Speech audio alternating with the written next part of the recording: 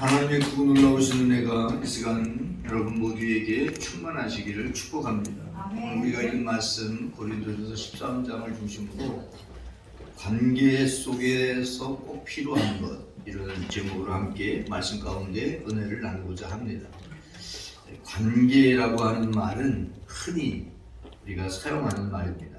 부부 간에도 부부 관계, 가족 관계, 또 친구 관계, 동료 관계, 이런 말들을 사용하는데, 이 관계라는 말은 그 뜻을 보면 연결되어 있다, 연결됨, 또 서로 사귄다, 이런 사귐, 교제의 의미, 또 뿐만 아니라 서로 영향을 끼치는, 영향을 끼친다, 또 좀 그렇게 개인적인 그런 의미는 참견한다, 서로, 그런 뜻도 있습니다. 그래서 관계가 있으면 서로 참견하게 되죠. 이렇게 했으면 왜 그렇게 하냐, 저렇게 하면 왜 저렇게 하냐, 이러면서 참견도 하는, 그것을 가리켜서 관계라고 표현을 합니다. 사실 서로 연결되어 있기 때문에 애틋하다, 이렇게 표현을 하죠. 다윗이라는 사람과 함께 그 사울의 아들인 요나단의 그 관계가 정말 우정이 아주 애틋하다고 이렇게 표현을 할 수 있는데, 요나단이 다윗을 생각하고 위해주는데 마치 자기 생명을 생각하듯이 사랑하는 것처럼 그렇게 했다. 사무엘상 20장 17절 말씀에 보면 다윗에 대한 요나단의 사랑에 대해서 얘기하고 있죠. 다윗도 남자고 요나단도 남자예요, 그죠? 남녀 간의 사랑이 아니죠. 이는 자기 생명을 사랑함 같이 그를 사랑했다. 이게 우정이 정말 아주 돈독한 그런 우정 관계였던 것을 볼 수가 있는데, 이 요나단이 먼저 사울과 함께 블레셋과의 싸움에 전쟁에 나갔다가 죽죠. 그리고 났을 때 다윗이 요나단의 죽음을 생각하고 슬퍼하며 이렇게 노래하고 있는데, 사무엘하 1장 26절 한번 볼까요? 내 형 요나단이여, 그대가 나를 사랑함이 기이하여 여인의 사랑보다 더하였도다. 여인이 남자를 사랑했던 것보다 더 사랑했다. 여기 보면 내 형 요나단이여, 이렇게 하는 걸 얘기하는 것으로 봐서 요나단이 더 나이가 많은 형뻘이었고 다윗은 동생뻘이었던 것 같습니다. 그런데 얼마나 그 둘의 우정이 아주 정말 끈끈한 우정을 가지고 있었는지 여인의 사랑보다 더 사랑하는 그런 사이였다, 이렇게 표현을 하고 있습니다. 이런 것들을 가리켜서 이게 우정, 친구 관계, 이렇게 표현하는데, 이 요나단과 다윗은 친구 관계가 너무나 좋은 그런 관계였던 것을 볼 수가 있습니다. 우리는 여러 관계를 맺으면서 살아가는데, 이런 관계가 지속될 수도 있고 때로는 그 관계가 깨질 수도 있어요. 어떻게 이게 지속되고 유지되고 더 좋아질 수 있는가라는 것이죠. 오늘 우리가 읽은 말씀은 사랑이 무엇인가, 사랑에 대해서 집중적으로 아주 사랑이라는 것을 정의하기도 하고 사랑은 이런 것이다, 이렇게 표현을 하고 있습니다. 그런데 우리는 오늘 이 고린도전서 13장을 보면 사랑장이라고 생각하고 사랑에 대해서만 말씀하고 있다고 생각을 합니다. 그런데 물론 사랑이 중심이 돼서 모든 말씀들이 진행되고 있는 것은 사실이에요. 그러나 사랑만 나오는 게 아닙니다. 사랑 외에도 나오는 말씀들이 있는데, 바로 이 관계, 이런 그 말씀들이 관계를 유지시켜 나가는데 굉장히 중요한 말씀이라는 거예요. 대신관계라고 얘기하죠. 하나님과 나와의 관계. 내가 하나님에 대해서 어떤 관계를 가지고 있는가. 여러분, 하나님과 바른 관계를 가져야 돼요. 뿐만 아니라 대인관계, 사람과 사람 사이에 내가 다른 사람과 어떤 관계를 유지하는가, 이게 굉장히 중요합니다. 그죠? 어떤 사람은 불가근 불가원이라 해서 가까이 하기도 그렇고 멀리 하기도 그렇고 이런 사람이 있어요. 그죠? 가까이 하기엔 너무 먼 당신, 뭐 이런 표현이 있는데, 그런 사람도 있어요. 근데 그 사람을 또 아예 끊어버릴 수도 없는 그런 관계도 있고, 그래서 여러 가지 관계가 있어요. 사람 관계도. 또 뿐만 아니라 대물관계, 물질적인 거, 또 세상적인 이런 자연과의 관계도 또 있습니다. 이런 관계에서 꼭 필요한 것이 무엇인가 하는 것이 바로 오늘 말씀 속에 기록되어져 있는데 13장 13절 한번 볼까요? 그런즉 믿음, 소망, 사랑 이 세 가지는 항상 있을 것인데 그 중에 제일은 사랑이다. 전체를 다 사랑에 대해서만 말씀하고 있는 것 같은데 맨 마지막 말씀은 믿음, 소망, 사랑 이 세 가지는 항상 있다. 여러분이 부부관계에도 그렇고 또 친구관계도 그렇고 다른 사람들과 관계를 형성할 때 뭐가 있어야 돼요? 믿음, 또 소망, 사랑이 있어야 된다는 거예요. 그럴 때 이 관계가 유지돼 나갈 수 있고 더 풍성해질 수가 있다는 사실입니다. 사랑만 필요한 게 아니에요. 사랑만 필요한 게 아니고 믿음과 소망이 있어야 된다는 것을 말씀해주고 있죠. 그렇습니다. 우리가 정말 풍성하고 좋은 관계를 유지해 나가기 위해서 첫 번째 가져야 되는 관계는 관계 속에 믿음이 있어야 한다는 얘기입니다. 믿음이라고 하는 그 말은 우리가 믿음 생활하는 데 있어서 정말 중요하죠. 여러분, 하나님과의 관계가 어떻게 시작됩니까? 하나님을 믿을 때 시작이 됩니다. 사도행전 16장 31절 말씀해 보니까 주 예수를 믿으라 그리하면 너와 내 집이 구원을 받으리라 그랬죠. 믿을 때 구원을 받죠. 구원을 받을 때 하나님의 자녀가 되고 그래서 천국 백성이 되고 하나님과 함께 살아가는 믿음 생활이 시작되는데, 그래서 하나님과의 관계에서 가장 첫 번째는 사랑이 아니라 믿음이죠. 믿음이 있을 때, 하나님을 믿을 때, 믿는다는 게 뭐냐 하면 바로 예수님을 마음에 영접하는 거예요. 영접하는 자, 그 이름을 믿는 자라고 표현하고 있죠. 예수님을 영접할 때, 믿을 때, 그럴 때에 하나님과 나와의 관계가 형성이 돼요. 그래서 그때부터 내가 하나님과 함께 살아가는 거예요. 그 하나님과 함께 살아가는 삶을 가리켜서 믿음 생활이라고 하는 거예요. 믿음 생활. 그 믿음 생활에 정말 충실하고 하나님이 너무너무 좋아했던 사람이 있죠.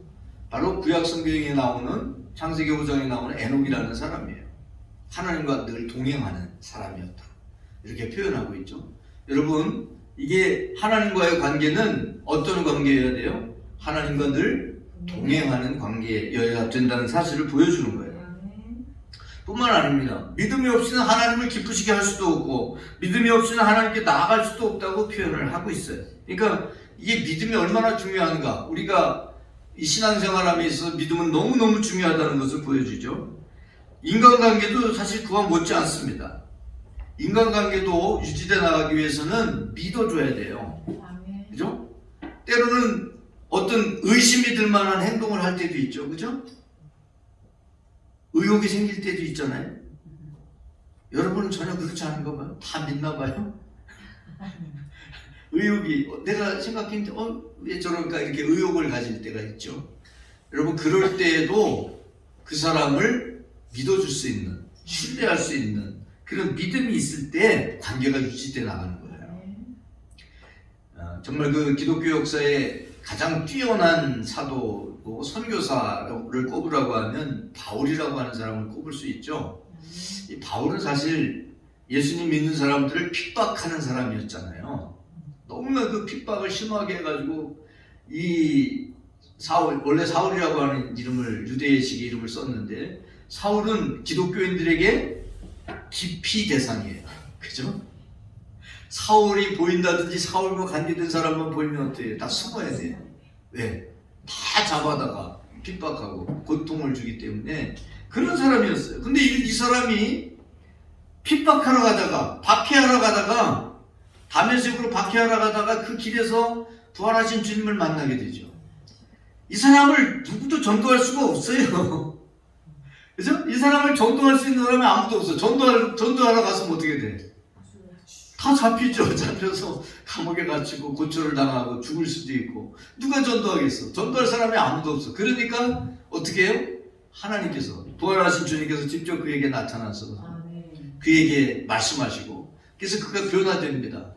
다메섹으로 들어가서 핍박하려고 예수 믿는 사람들을 잡아가려고 하는데 그 사람들을 잡아가는 게 아니라 예수 믿는 사람들과 함께 어울리면서 거기에 살고 있는 유대인들 또 믿지 않는 사람들에게 예수 그리스도가 나의 구세주고 예수 그리스도를 믿어야 살고 예수 그리스도를 믿어야 구원받고 이 얘기를 막 전하는 거예요.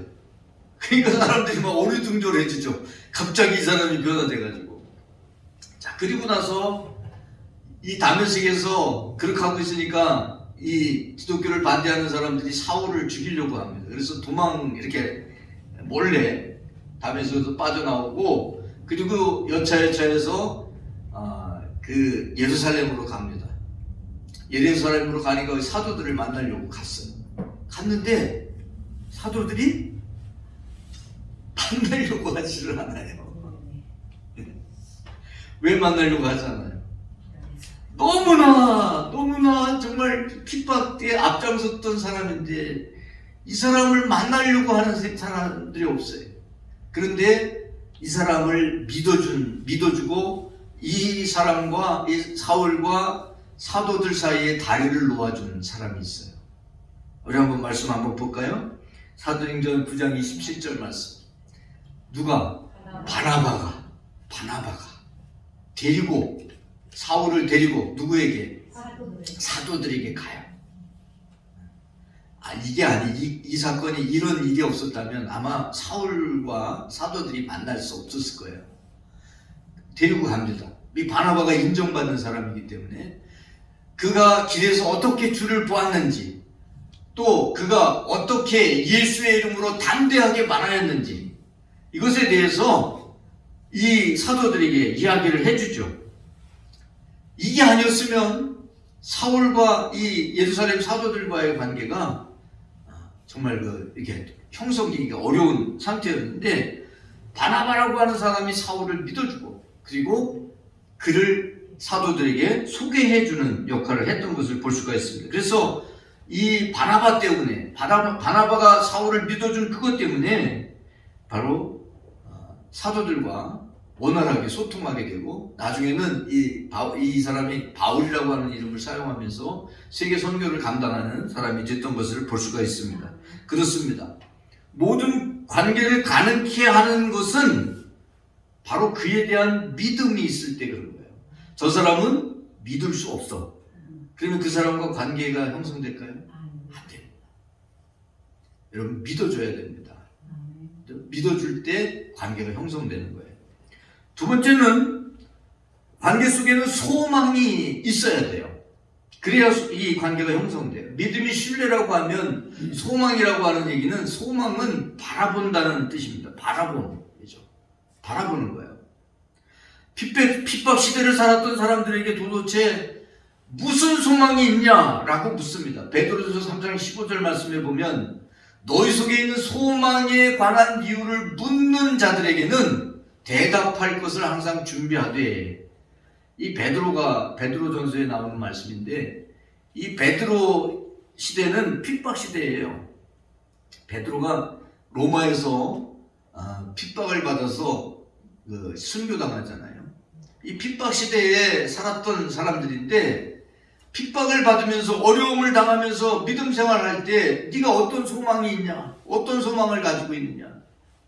뭘 바라보면서 그렇게 믿느냐라고 물을 때에 대답할 것이 있어야 된다. 이렇게 표현하고 있는데 뭐라고 대답해야 됩니까? 바로 나의 소망은 그리스도라고 대답할 수 있어야 한다는 얘기입니다. 어느 것과도 예수 그리스도를 바꿀 수 없다. 라고 하는 나는 예수 그리스도를 바라보고 예수 그리스도를 희망하고 믿음 생활을 한다라고 얘기할 수 있어야 된다는 얘기입니다. 이 세상이 주는 기쁨과 쾌락을 바라보고 따라가는 것이 아니라 바로 히브리서 12장 2절 말씀처럼 믿음의 주요 또 온전하게 하는 이인 예수를 바라보자. 바라본다는 게 바로 소망을 얘기하는 거예요. 소망. 믿음의 주님을 온전하게 하는 예수님을 바라보며 소망하며 살아갈 때 여러분 관계가 형성되려면 이 바라보고 그죠? 그에게 바라보면서 뭔가 기대하고 이런 마음이 있어야 이게 관계가 유지될 수 있다는 것을 보여주는 거예요. 기대하고 믿어주고 바라보는 거예요. 이게 바로 소망입니다. 하나님을 향해 이런 것을 가져야 됩니다. 하나님과의 관계도 바로 그런 관계를 가져야 돼요. 시편 63편 1절 말씀에 보니까 이렇게 말씀하고 있는데, 하나님이여 황폐한 땅에서, 황폐한 땅이라고 하는 말이 나오죠. 황폐한 땅, 정말 가뭄, 흉년, 광야 같은, 사막 같은 그런 곳이에요. 황폐한 땅에서 내 영혼이 주를 갈망하며 내 육체가 주를 앙모하나이다. 이게 바로 소망이에요. 소망을 표현하는 거예요. 비록 내가 있는 상황이 아주 열악하고 힘들고 고통스러울 수 있지만, 그 속에서도 황폐한 땅일 수 있지만 내 영혼이 주를 갈망하고 내 육체가 주를 앙모한다. 이게 뭐예요?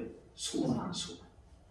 이런 소망이 있을 때 그 소망 가운데 주님께서 함께 하시고 우리의 관계, 하나님과 나와의 관계, 또 이게 제가 오늘 하나님과의 관계만 표현하고 말씀드리는 게 아니라 바로 대인 관계, 사람과의 관계도 마찬가지예요.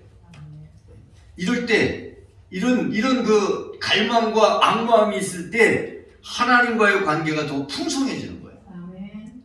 그냥 끊어질까 말까 그런 관계가 아니라 아주 긴밀하고 친밀하고 그런 관계를 형성하게 된다는 사실입니다. 그다음에 세 번째는 관계 속에 꼭 필요한 것 중에 하나가 바로 사랑이죠. 오늘 우리가 읽은 말씀에 이 사랑에 대해서 집중적으로 말씀하고 있는데, 바로 믿음과 소망이 관계를 유지시켜 준다고 하면 사랑은 왜 그럼 필요하냐? 사랑은 그 관계를 무르익게 만들어요. 무르익게 만들어. 아주 잘 익게. 여러분 열매가 이렇게 달렸죠? 달렸는데 달렸다 그래서 다 먹을까요? 익어야지. 예, 무르익어야 먹는 거야. 이게 뭐 사과든지 배든지 뭐 포도든지 이게 익지 않으면 이게 맛이 없잖아요. 그죠? 익어야 돼요. 어저께 우리 손주들이 왔어요. 와가지고 같이 놀았는데 키위를 먹고 싶다고 그러더라고요. 그럼 어떻게 해요? 키위를 사줘야지. 또 뭐 파는 데가 어디 있어요? 롯데마트 가야 싸잖아. 가서 이제 맛을 봤더니 괜찮아요. 맛이 먹을만해. 그 골드키인데 맛있더라고요. 그래서 샀어. 사서 가져와서 깎았더니 이거 웬걸? 안 익었어. 그거 맛보기로 보여준 건 이거 가지고 맛이 있었는데 세상에 딱딱해가지고 딱딱하게만 하고 맛이 이렇게 단맛이 안 나고 막 이제 신맛만 나고 그러는 거예요.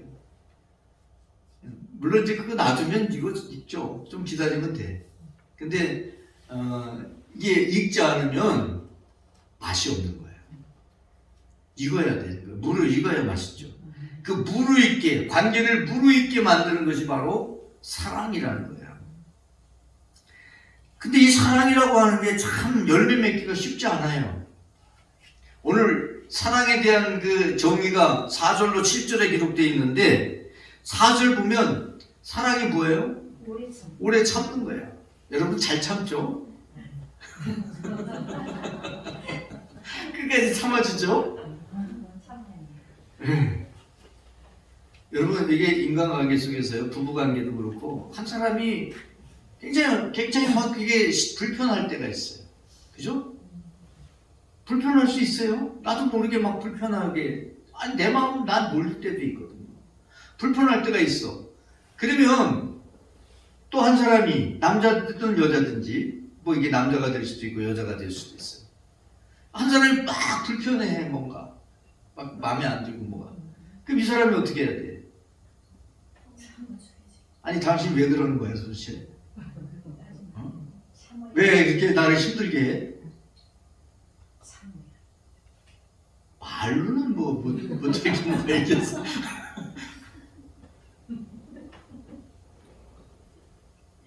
나도 모르고 그럴 때가 있어요. 나도 왜 그런지 몰라.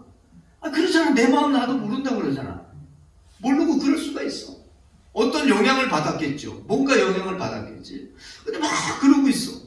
그럼 어떻게 해야 돼, 이 사람이? 이게 그렇지, 사랑의 관계를 유지하려면, 부부 관계가 유지하려면 어떻게 해야 돼? 참아줘야 돼요. 참 참기 어렵죠. 그래도 참아줘야 이게 관계가 되는 거예요. 그죠? 그래서 자꾸 못 참아. 못 참으면 어떻게 돼요? 이게 부부는 무촌이야, 무촌. 촌이 없어, 촌수가 없어. 그 얘기는요, 엄청나게 가까울 수 있지만, 갈랐으면 아무 관계도 없는 게 되는 게 부부예요. 여러분, 오래 참아야 참을 수 있어요. 그뿐이 아니에요. 7절 보세요. 뭘 어떻게 해야 돼요? 모든 것을 참아야 돼. 또 모든 것을 견뎌야 돼. 이게 사랑이라는 게 그런 거예요. 그래서 이게 믿음과 소망이 관계를 유지시켜 주는데, 근데 그 관계를 풍성하게 할 수 있는 거는 뭐예요? 사랑이에요. 사랑이야. 오래 참아주고 모든 것을 참아주고 또 모든 것을 견딜 때, 그럴 때 어떻게 돼요? 사랑이 열매를 맺게 되는 거예요. 여러분, 사랑의 열매를 맺는 거는요, 참아줄 수 있어요. 오래 참고 모든 것을 참고 모든 것을 견디는, 그게 바로 열매를 맺는 사랑이에요. 여러분, 그게 힘들어요. 어렵지. 그죠? 참는 게 쉬워요? 어렵잖아요. 어려워요. 그 어렵지만 그럼에도 불구하고 그 어려움을 참고 사랑하지 않으면 안 되는 것은, 이 사랑이 없을 때 관계의 깊음을 경험할 수 없기 때문에 그래요. 그래서 오늘 우리가 읽은 말씀 바로 앞인데 2절과 3절 말씀에 보면, 사랑이 없으면 내가 아무것도 아니다. 또 사랑이 없으면 내게 아무 유익이 없다. 이렇게 표현을 하는 거예요. 그래서 사랑이 있어야만 의미가 있다는 거죠. 유익이 있고 의미가 있다는 거예요. 그래서 사랑해야 한다는 거예요. 사랑은 관계를 충만하게 하기 위해서 없어서는 안 되는 중요한 요소라는 사실입니다. 그래서 사랑은 바로 관계를 충만하게 하는 필요 충분 조건이라고 이렇게 얘기할 수 있어요. 꼭 있어야 되는, 충분하게 있어야 되는, 없어서는 안 되는 그런 것이 바로 사랑이라는 것입니다. 관계 속에서 믿음과 사랑이 관계를 유지해 나갈 수 있는 것이라고 하면, 믿음과 소망이 관계를 유지해 나갈 수 있는 것이라고 하면, 사랑은 그 관계를 풍성하게 또 깊게 충만하게 만드는 것이 바로 사랑이라는 사실입니다. 아멘. 신앙인에게 중요한 세 가지 관계가 있는데, 아까 말씀드린 대로 대신관계, 하나님과의 관계, 또 대인관계, 사람과의 관계, 또 대물관계, 물질과의 관계, 이 굉장히 중요합니다. 이게 어떻게 하느냐에 따라서 신앙의 판도가 달라질 수 있는데, 여러분, 구약성경을 대표하는, 율법을 대표하는 말씀이 10계명이잖아요. 이 10계명을 크게 세 가지 부분으로 나눌 수가 있어요. 4계명은 안식일에 대한 개념인데, 안식일에 대한 것은 모든 것에 다 적용이 됩니다. 하나님께도 적용되고, 하나님도 쉬셨죠? 사람도 쉽니다. 또 뿐만 아니라 집에서 이용하는 나귀나 이런 것들도 다 쉬라고 하는 거예요. 그러니까 동물도 관계가 되어 있는 게 바로 이 안식일 계명이고, 1계명부터 3계명은 하나님과의 관계예요. 하나님과의 관계를 어떻게 해야 됩니까? 그죠? 그 다음에 5계명부터 7계명까지는 사람과의 관계를 얘기하고 있고, 8계명부터 10계명은 물질과 관계되어 있는 그런 계명이에요. 자, 여러분, 그 사람과의 관계, 하나님과의 관계에 대해서 우리가 함께 집중적으로 말씀을 많이 나눴는데, 그 물질과의 관계 어떻게 해야 되느냐? 현대사회를 움직여 나가는 가장 중요한 키워드를 꼽으라고 하면 뭘까요? 경제입니다. 경제. 그죠? 경제를 잘못하면요, 다른 거 다 잘해도 그 정치가들이 인기가 없어요. 그죠? 경제를 잘해야 돼요. 자, 경제가 뭐예요? 돈이야, 돈. 그죠? 그러니까 경제에 좌우되니까 사람들이 이 돈이 굉장히 매력이 있고 마력이 있거든요. 돈이. 그죠? 매력이 있죠? 예. 하다 조물주 위에 건물주. 그렇게 얘기를 하잖아요. 조물주 하나님인데 하나님 왜 건물주래서. 그러니 이게 참 얼마나 돈이, 참 이 현대사회가 얼마나 돈에 깊은 연관을 가지며 살아가고 있나 하는 것을 보여주잖아요. 그런데 성경은요, 돈이 필요 없다는 게 아닙니다. 돈 필요하죠. 근데 디모데전서 6장 10절 말씀에 보면 돈을 사랑함이 일만하게 뿌리가 된다. 그래서 이것을 탐하는 자들은 미혹을 받아 믿음에서 떠난다. 하나님과의 관계가 깨지는 거예요. 이 하나님과의 관계를 깰 수 있어요, 돈이. 하나님과의 관계만 깰까요? 인간관계도 깰 수 있어요. 이게 참 요물이에요. 매력이 있고 마력이 있는데 이게 요물이에요. 그래서 돈을 사랑하면요, 하나님과의 관계 깨지죠. 인간관계 깨지죠. 많은 근심으로써 자기를 찔러, 나를 찔러. 자기와의 관계도 깨져요. 여러분, 돈을 싫어하는 사람은 없어요. 누구나 다 돈 좋아해요. 그죠? 그런데 좋아하는 거하고 거기서 그쳐야지. 돈을 사랑하고 돈이 최고가 되면 그게 돈이 우상이 되는 거예요. 돈을 사랑하면 일만하게 뿌리.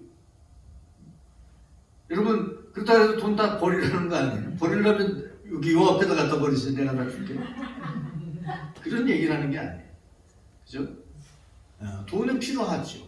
근데 그것은 내가 잘 활용하고 사용해야 되는 것이, 내가 사랑해야 되는 대상은 아니에요. 사랑의 대상은 누구예요?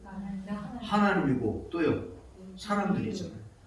하나님 사랑하고 이웃 사랑. 이게 사랑의 대상이지 돈이 사랑의 대상은 아니다. 돈을 사랑하면 안 된다는 것을 보여줍니다. 돈 자체가 악은 아니에요. 돈이 악은 아니에요. 근데 돈을 사랑하는 사람들에 의해서 돈이 악에 사용되는 악의 도구가 될 수 있다는 사실입니다.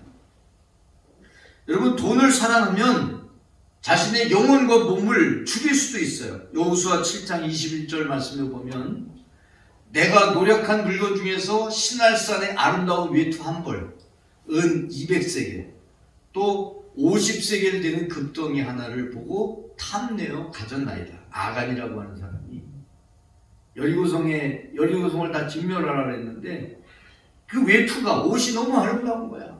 명품인가 봐. 너무 아름다워. 그걸 갖다 슬쩍 감췄네. 또 금덩이가 은과 금이 200세겔, 50세겔, 200세겔은 한 2.2kg 정도 되는 그 정도 무게의 은이에요. 은덩어리. 또 50세겔은 한 500g 정도 되는, 그 정도, 500g 좀 더 될까요? 뭐 이 정도 되는 그 정도의 금이에요. 금 500g 여러분 아무것도 아니잖아요. 뭐 몇 킬로씩 다 갖고 있잖아요. 대단하죠. 금 500g이라면 금 한 돈이 얼마인데, 3.75g이 얼마인데 벌써. 그죠? 엄청나게 고가죠. 탐난 거예요. 그래서 그거를 갖다가 훔쳤어. 하나님의 말씀은 그걸 다 진멸하고 없애라고 그랬는데 그걸 가졌어요. 그것 때문에 어떻게 됐을까요? 그것 때문에 그만 이스라엘에게 재앙이 임하고, 그리고 그 사건 때문에 이게 왜 이런 일이 일어났나 그걸 따지다 보니까 아간이 하나님의 말씀을 지키지 않은 게 드러나게 되고, 그것 때문에 아간 때문에, 아간의 그 일 때문에 아간의 가족들이 다 몰살당하는 그런 벌을 받게 된 것을 볼 수가 있어요. 그것 때문에 그걸 내가 가지려고 하는 탐욕을 가진, 그것을 사랑하는 그것 때문에 자기의 영혼과 또 자기의 몸뿐만 아니라 자기 가족들을 다 몰살시킵니다. 여러분, 돈은 사실 어떤 악한 것도 아니고 선한 것도 아니고 가치 중립적인 거예요. 근데 이것을 어떻게 사용하느냐에 따라서, 사실 이 세상 것들은 가치 중립적인 게 굉장히 많습니다. 이거 선한 것도 아니고 악한 것도 아니에요. 그런데 그것을 내가 어떻게 대하느냐에 따라 선한 것이 될 수도 있고 악한 것이 될 수도 있어요. 그 돈으로 정말 좋은 일을 많이 하면 그거는 선한 돈이 되는 거예요.